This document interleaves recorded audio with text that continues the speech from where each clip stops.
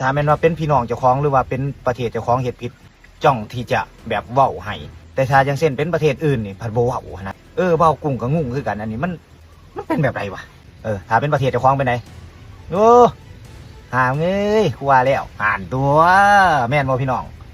หลายๆคนคงจะรู้นะถ้าผู้ใดติดตามอินฟูคนลาวนี่สิรู้เลยว่าเป็นแนวใดอวยแนวใดอวยไปทางใดอวยทุกอย่างอวยที่เจ้าของที่แบบมีผู้ติดตามหลายแต่สำหรับเบากุ้งนี่ว่ากูคิดว่ามันบ่ถือนะสิ่งใดมันผิดก็ควรเฮ็ดไปตามผิดสิ่งใดมันถือก็จังเว้าไปตามถือแม่นบ่พี่น้องสิ่งใดที่มันบ่โปร่งใสเฮาก็เว้าไปในสิ่งที่มันถูกต้องแต่ถ้าคันมาในประเทศลาวนี่บ่กล้าเว้าได้แต่คันอยู่ประเทศอื่นนี่เพิ่นเว้าตัวเพิ่นดูถูกจังซั่นจังซี่เพราะก็ยังเกิดคือกันอยู่มั่วนี่มันเกิดมาไหนแนวใดบ่พี่น้องนี่เกิดมาไหนแนวใดดูถูกฮอดประเทศเจ้าของดูถูกฮอดจรรยาบรรณประเทศเจ้าของแล้วนี่แหละประเทศที่มันบ่เจริญก็มันเป็นเพราะแบบนี้แหละเป็นเพราะหมวดนี้แหละจ้องแต่ที่สิหาขอบกพร่องของรัฐบาลมาแล้วก็มาเจ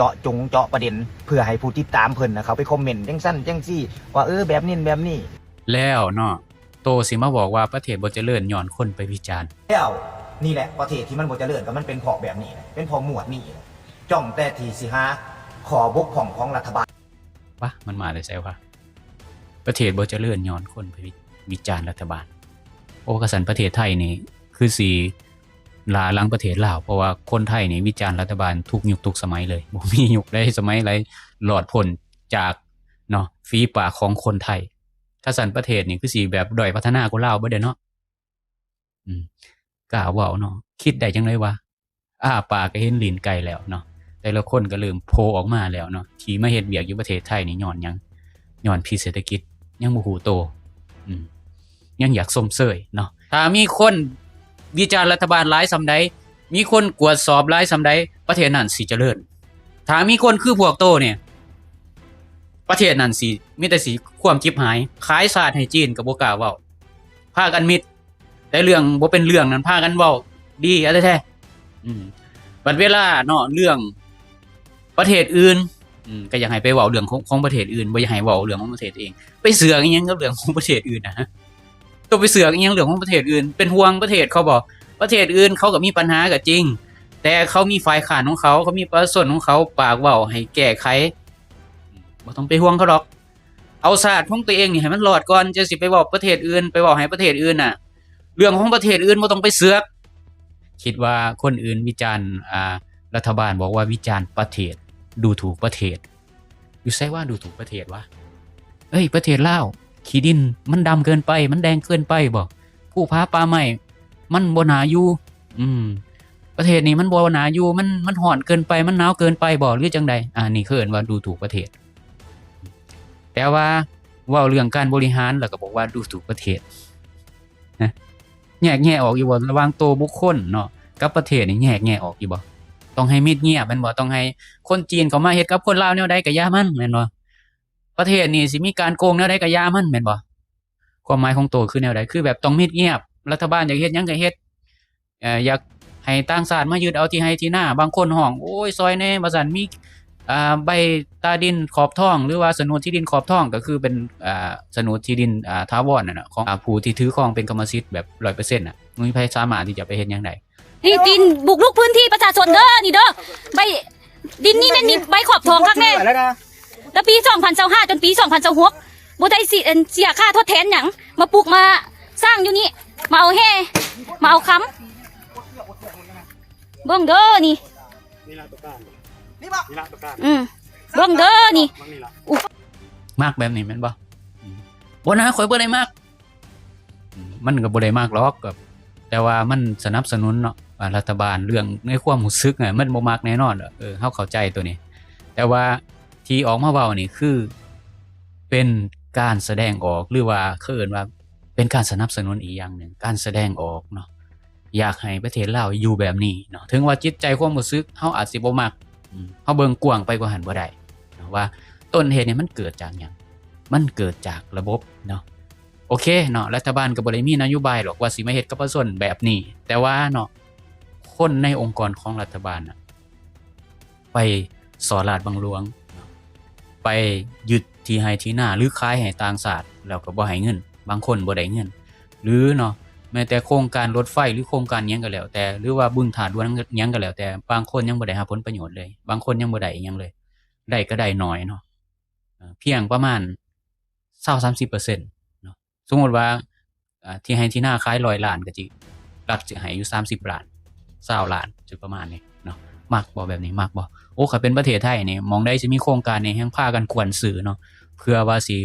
เรียกร้องหรือเรียกร้องเอาค่าชดเชยให้มันหลายๆโอ้ยมักกันเรื่องจังซี่นี่ประเทศไทยเขามักคือหยังนี่เขาสิกวนซื้อเลยเขาฮู้ว่าถนนสิตัดผ่านหม้องนี้ทางรถไฟสิตัดผ่านหม้องนั้นเขาสิกวนซื้อเลยพวกนายทุนเนี่ยเพื่อหยังเพื่อว่าเขาสิได้ราคาดีขึ้นถ้าเป็นประเทศลาวนี่ฝ้าวขายนี้โลดแต่พวกนี้มันคิดได้บ่อยากให้เว้าคือดูถูกประเทศ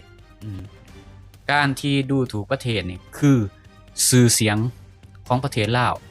มันดูถูกประเทศด้วยฝีมือของผู้มีอำนาจของผู้ที่บริหารสมมุตินักท่องเที่ยวเข้าไปขี้ดินขี้ต้มเต็มไปเบิดขายหนาบ่แล้วกองร้อนเนี่ยไปยึดไปเอิ้นเก็บเงินเขาไปขูดรีดเขาเนาะไปรีดไถเขาได้จังได๋มันน่าเสือสู้หม่องใดวะนี่แหละคือการดูถูกคำดูถูกบ่ได้ออกจากปากคนแต่ผลที่มันเกิดนั่นแหละคือการดูถูกอย่างแท้จริงสมมุติเนาะสมมุติว่ามีคนบอกว่าแอดมินนี่ตาเขตาลิว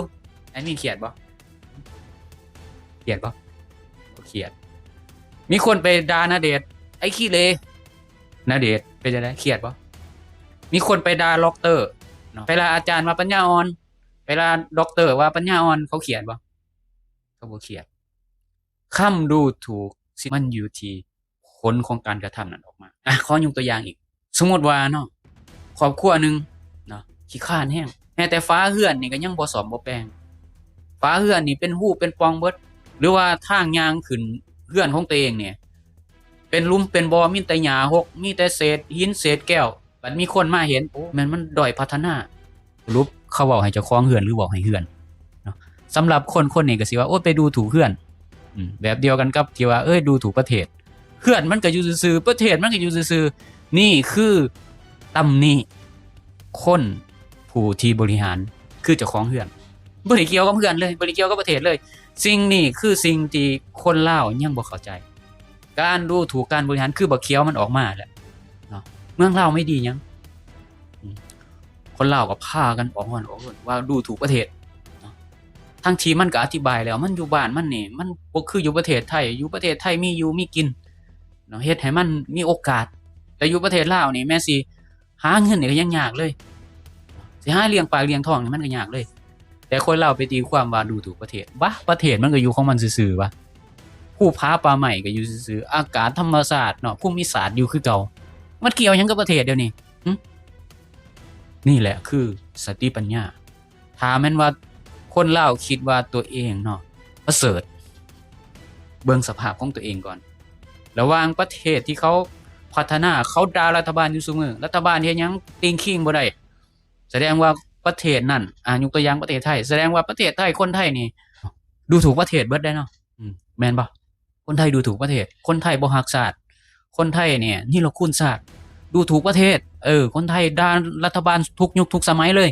แฮงด่าเท่าใดรัฐบาลแฮงพยายามแก้ไขพยายามเฮ็ดให้ดีติงคิงน้อยนึงบ่ได้ของแพงน้อยนึงไข่แพง